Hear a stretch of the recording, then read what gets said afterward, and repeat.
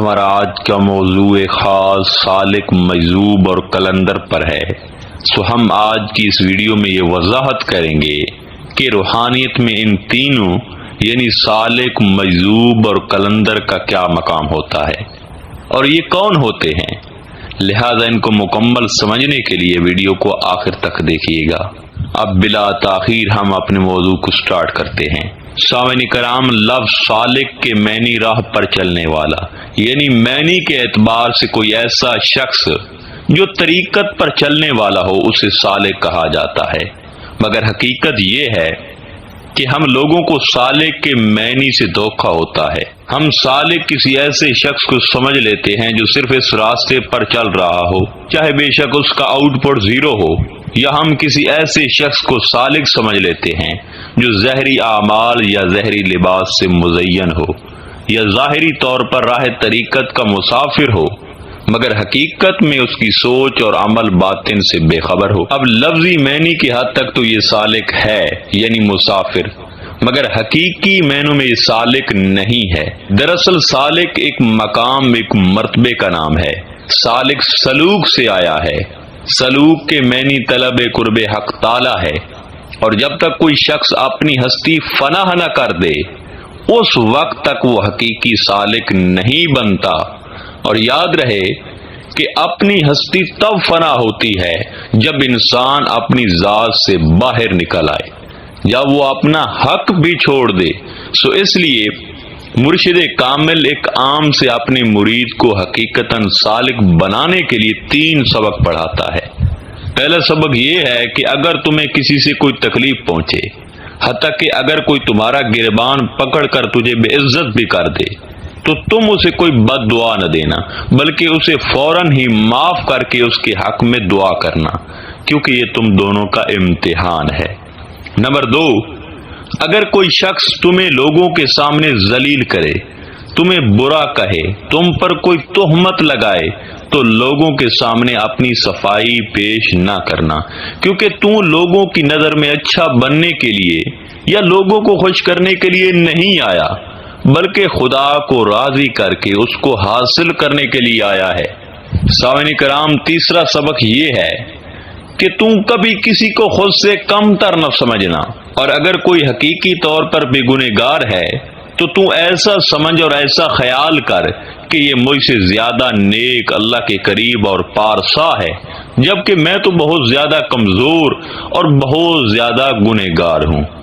سامعین کرام، طالب جب ان باتوں پر سختی سے عمل پیرا ہوتا ہے تو پھر ساتھ دوسری طرف اس کے پاس ذکر اسم لذات اور نفی اس بات کی پاور ہوتی ہے۔ پھر آہستہ آہستہ اس کی اپنی ذات فنا ہو جاتی ہے اور وہ اپنے حق سے بھی دستبردار ہو جاتا ہے۔ اس مقام پر پہنچ کر وہ صحیح معنوں میں سالک بنتا ہے، اور یہاں پہنچ کر وہ سالک کہلانے کے لائق بھی ہوتا ہے۔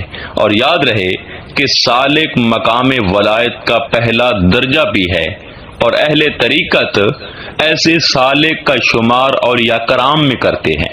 اب باتیں ہیں مجذوب کی طرف۔ سامعین کرام، لفظ مجذوب کے استعمال میں اور اس کی معنویت اور تفہیم میں بھی بہت قسم کی غلطیاں واقع ہوتی ہیں۔ بعض اوقات لوگ پاگل اور بدحواس کو بھی مجذوب کہہ دیتے ہیں۔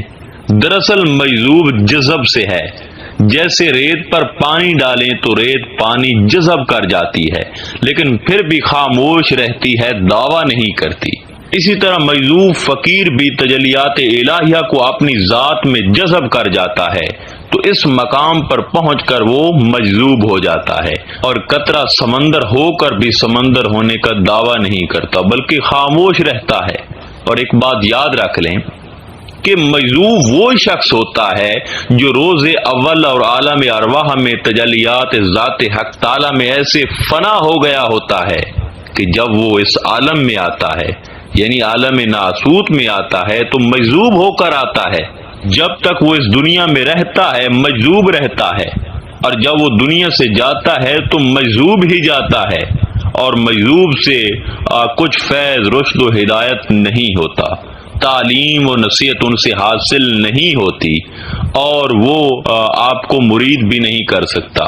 آپ کسی مجذوب شخص کو مرشد نہیں بنا سکتے، کیونکہ مجذوب فاطر العقل ہونے کے سبب شریعت کے مکلف نہیں ہوتے، اور فیض کے لیے صاحب طریقت مرشد ہونے کے ساتھ رہبر شریعت ہونا کسوٹی ہے، اور مجذوب پہ شریعت لاگو ہی نہیں ہوتی۔ ہاں البتہ وہ دعا کر دیتے ہیں، اور جس کے حق میں وہ دعا کریں تو اللہ تعالیٰ وہی کر دیتا ہے۔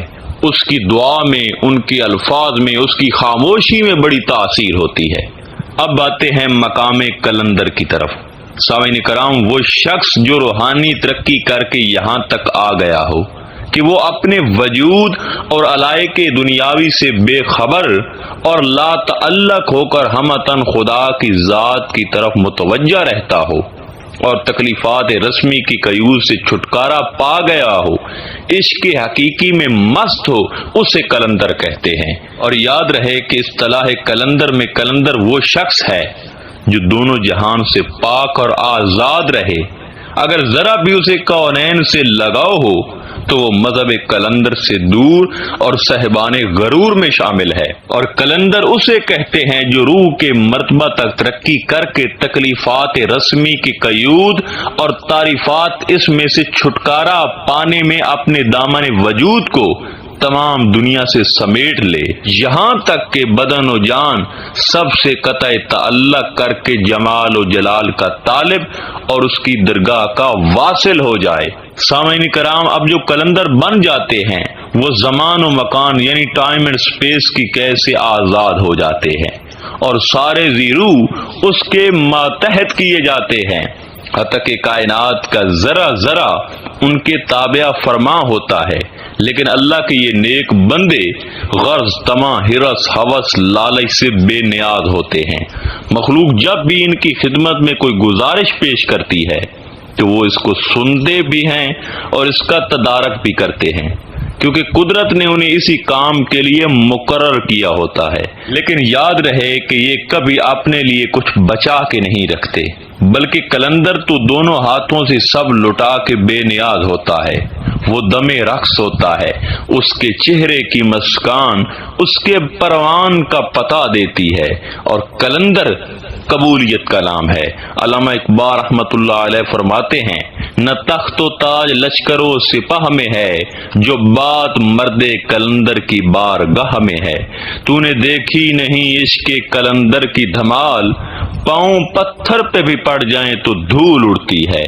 آخر میں دعا ہے کہ اللہ تعالی ہم سب کو نفس و شیطان کے شر سے محفوظ فرمائے، اور اللہ تعالی ہمیں اپنی ذات میں فنا کر دے۔ انشاءاللہ تعالی ملتے ہیں ایک نئے موضوع میں، تب تک اللہ نگہبان۔